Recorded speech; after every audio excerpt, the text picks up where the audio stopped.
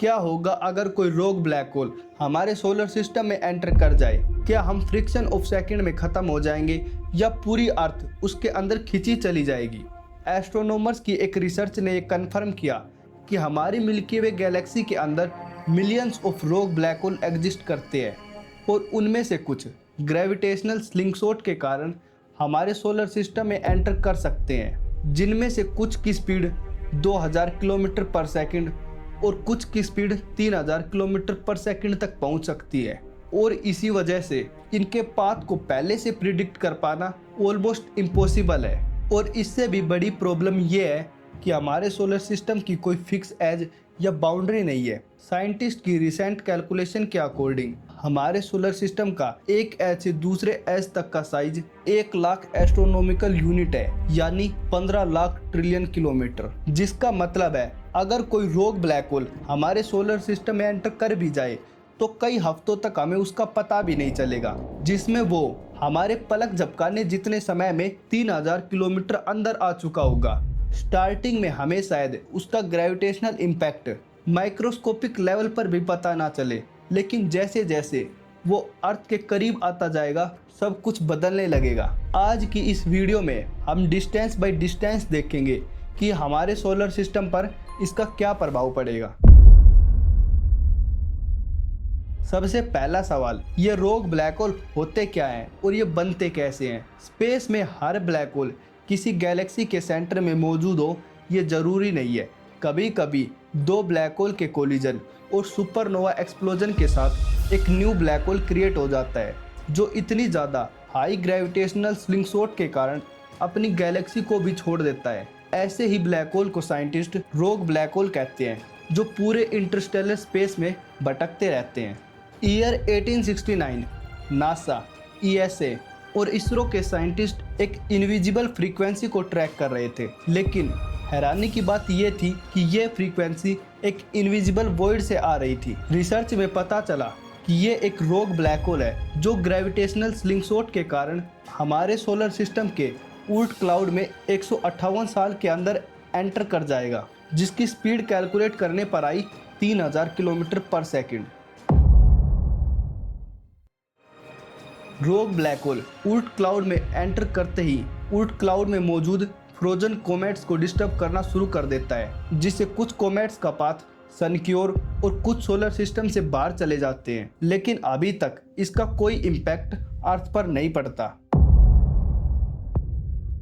और 3000 किलोमीटर पर सेकंड की स्पीड के साथ रोग ब्लैक होल एंटर करता है क्यूपर बेल्ट में। ये रीजन नेपच्यून के बाद शुरू होता है, जहाँ हजारों आइसी ड्वार्फ स्टार मौजूद है और पहली बार ब्लैक होल की ग्रेविटी का इम्पैक्ट हमें देखने को मिलता है। टेलीस्कोप की रीडिंग के अंदर प्लूटो का ऑर्बिट एक्सपेक्टेड कैलकुलेशन से हल्का मिसमैच दिखाता है। दूसरे ड्वार्फ प्लैनेट्स भी अपनी अपनी पोजीशन से शिफ्ट होते दिखते हैं और एस्ट्रोनॉमर्स को पहली बार समझ आता है कि कहीं ना कहीं कोई इनविजिबल मास हमारे सोलर सिस्टम के अंदर मूव कर रहा है। अब रोग ब्लैक होल एंटर करता है नेपच्यून के ऑर्बिट में, जहां पर उसकी ग्रेविटी जाइंट प्लैनेट्स को भी अफेक्ट करना शुरू करती है। नेपच्यून के ऑर्बिट में छोटे डेविएशन रिकॉर्ड होने लगते हैं। कंप्यूटर सिमुलेशन को रन करके ये पता लगाया जा रहा है, लेकिन आंसर वही, सोलर सिस्टम के अंदर कोई अननोन मैसिव ऑब्जेक्ट एंटर कर चुका है। साइंटिस्ट इमरजेंसी मीटिंग बुलाते हैं। अब दुनिया भर की ऑब्जर्वेटरीज एक ही डायरेक्शन में देख रही है, लेकिन सर्च करने पर सिर्फ एक ब्लैक वॉइड ही नजर आता है। और अब ब्लैक होल यूरेनस के ऑर्बिट के अंदर एंटर करता है, जिससे ग्रेविटेशनल रीडिंग और ज्यादा स्ट्रॉन्ग हो जाती है। स्पेस प्रोब की ट्रेजेक्टरीज में अनएक्सपेक्टेड चेंजेस देखने को मिलते हैं। वॉयेजर की कैलकुलेशन को दोबारा वेरीफाई किया जाता है, लेकिन अब किसी को भी डाउट नहीं रहता। रिपोर्ट में ये कंफर्म हो जाता है कि ये एक रोग ब्लैक होल है। और अब यूरेनस को शक करने के बाद ब्लैक होल एंटर करता है जुपिटर के ऑर्बिट में, और इसी पॉइंट पर सोलर सिस्टम का बैलेंस टूटने लगता है और ब्लैक होल की ग्रेविटी के डिस्टरबेंस के कारण एक एस्ट्रॉइड अर्थ से टकरा जाता है, जिससे अर्थ का काउंटडाउन ऑफिशियली शुरू हो जाता है। जुपिटर हमारे सोलर सिस्टम का सबसे बड़ा प्लेनेट है, जिससे वो अपनी ग्रेविटी के कारण अर्थ की तरफ आ रहे एस्ट्रॉइड और कॉमेट्स को डिस्टॉर्ट कर देता है। साइंटिस्ट जुपिटर को सोलर सिस्टम का कॉस्मिक शील्ड भी कहते हैं। और अब रोग ब्लैक होल की ग्रेविटी उसके ऑर्बिट को डिस्टॉर्ट करना शुरू करती है। इसी चेंज के साथ सोलर सिस्टम का बैलेंस भी टूट जाता है और देखते ही देखते जुपिटर भी ब्लैक होल की ग्रेविटी से उसके अंदर खिंचा चला जाता है, जिससे जुपिटर के आसपास घूमने वाले एस्ट्रॉयड अपने ऑर्बिट को खो देते हैं। कुछ मार्स की तरफ, कुछ अर्थ की तरफ और कुछ सीधा सन की तरफ निकल पड़ते हैं। और अब अर्थ पर मौजूद टेलीस्कोप हर रात से कई ज्यादा एस्ट्रॉयड को डिटेक्ट करता है। न्यूज चैनल पर भी यही डिबेट चल रही है, लेकिन एस्ट्रोनॉमर्स जानते हैं कि ये तो बस शुरुआत है।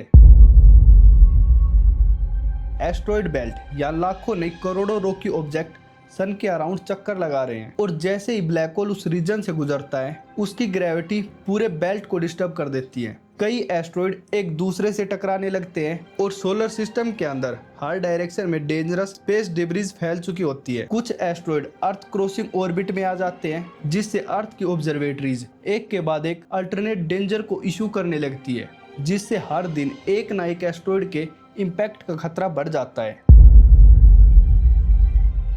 मार्स ऑर्बिट, यहाँ पर आकर अर्थ भी रोग ब्लैक होल की ग्रेविटी को इनडायरेक्ट रूप से फील करने लगती है। डीप स्पेस नेटवर्क के सिग्नल्स एक्सपेक्टेड टाइम से थोड़ा लेट और थोड़ा जल्दी रिसीव होने लगते हैं। जीपीएस सैटेलाइट नैनोसेकंड का एरर रिकॉर्ड करने लगती है। एटॉमिक क्लॉक एक दूसरे से परफेक्टली सिंक्रोनाइज नहीं रहती। साइंटिस्ट हर पॉसिबिलिटी को चेक करते हैं, सॉफ्टवेयर एरर, सैटेलाइट माल फंक्शन, इंस्ट्रूमेंट फेलियर, लेकिन हर टेस्ट के बाद सिर्फ एक ही कंक्लूजन सामने आता है, इनविजिबल मास ग्रेविटी डिटेक्टेड। और अब फिर वो पल आ जाता है जब रोग ब्लैक होल अर्थ की ऑर्बिटल डिस्टेंस में एंटर करने लगता है, और अब सबसे पहले नेचर रिएक्ट करना शुरू करती है। समुंदर बिना किसी साइक्लोन के अजीब तरीके से ऊपर उठना शुरू करता है। हाई टाइड्स नॉर्मल से कई गुना ज्यादा पावरफुल होने लगते हैं। कई कोस्टल सिटीज में बिना किसी वार्निंग के फ्लडिंग स्टार्ट हो जाती है। अर्थ के अंदर टेक्टोनिक प्लेट्स पर एक्स्ट्रा ग्रेविटेशनल स्ट्रेस पड़ने लगता है। जो फॉल्स हजारों सालों से प्रेशर क्रिएट कर रहे थे वो एक के बाद एक एक्टिवेट होने लगते हैं। जापान, चाइना, इंडोनेशिया एक के बाद एक अर्थक्वेक का सामना करते हैं। कई डोरमेनेंट वोल्केनो फिर से एक्टिवेट हो जाते हैं, जिससे राख का धुआं आसमान में फैल जाता है और सूरज धुंधला दिखने लगता है।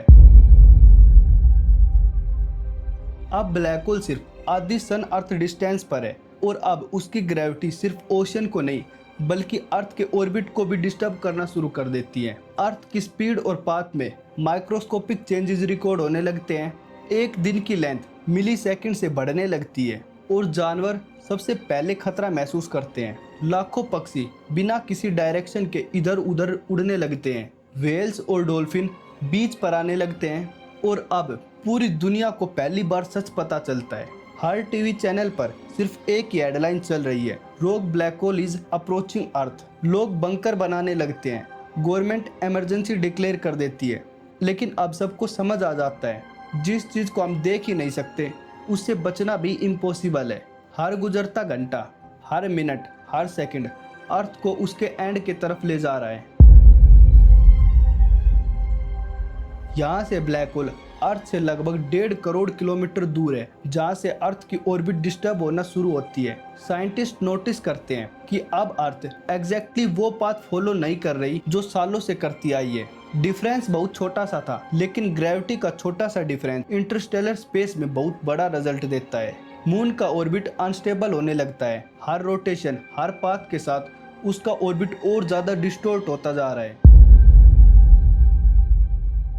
अब ब्लैक होल और करीब आ चुका है। ओशन का बिहेवियर बदल चुका है। हर हाई टाइड पिछली बार से ज्यादा पावरफुल है। पानी कई किलोमीटर तक फैल चुका है। दुनिया के बड़े पोर्ट्स मुंबई, शंघाई, न्यूयॉर्क और टोक्यो बाढ़ में डूब चुके हैं। अर्थ के कोर पर ग्रेविटेशनल स्ट्रेस बढ़ता जा रहा है और एक के बाद एक पावरफुल अर्थक्वेक रिकॉर्ड हो रहे हैं। सभी वोल्केनोज एक्टिवेट हो चुके हैं और आसमान पूरा काला हो गया है।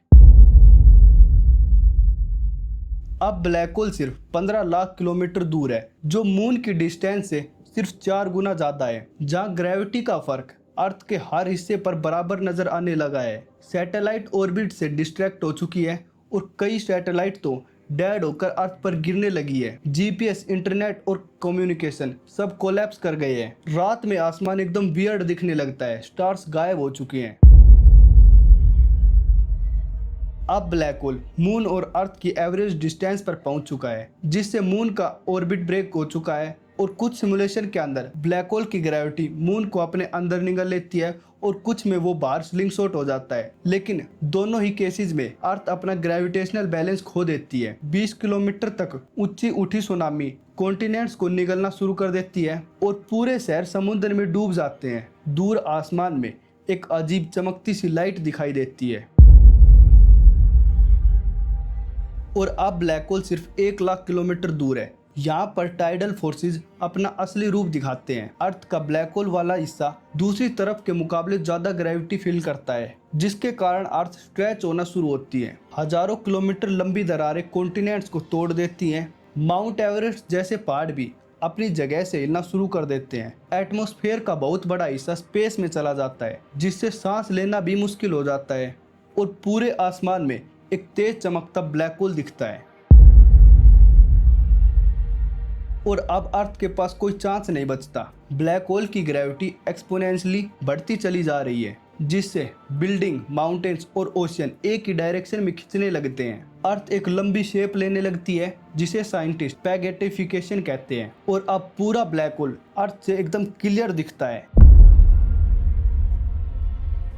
और फिर वो आखिरी पल आ जाता है। अर्थ ब्लैक होल का इवेंट होराइजन क्रॉस कर लेती है। बाहर से देखने वालों को लगेगा जैसे अर्थ का टाइम रुक सा गया हो, लेकिन अर्थ के साथ गिरने वाले ऑब्जर्वर के लिए ये सब कुछ नॉर्मल स्पीड से चल रहा होगा, जहाँ से अब वापस लौटना एकदम इम्पॉसिबल है। कोई भी एक्सप्लोजन नहीं, कोई भी दर्द नहीं, और अर्थ का एटमॉस्फेयर, ऑक्सीजन, वोल्केनोज सब कुछ पलक झपकते ही गायब, जैसे मानो अर्थ कभी एग्जिस्ट ही नहीं करती थी। और शॉकिंग बात ये थी कि ब्लैक होल अभी भी आगे बढ़ता जा रहा है, जैसे कुछ हुआ ही ना हो, किसी दूसरे सोलर सिस्टम की तलाश में जहाँ पर ये सब कुछ दोबारा रिपीट होगा, पर शायद वहाँ पर इंसान ना हो। अगर आपको हमारी ये वाली वीडियो पसंद आई तो आप हमारी यूनिवर्स से रिलेटेड ये वाली वीडियो भी देख सकते हैं।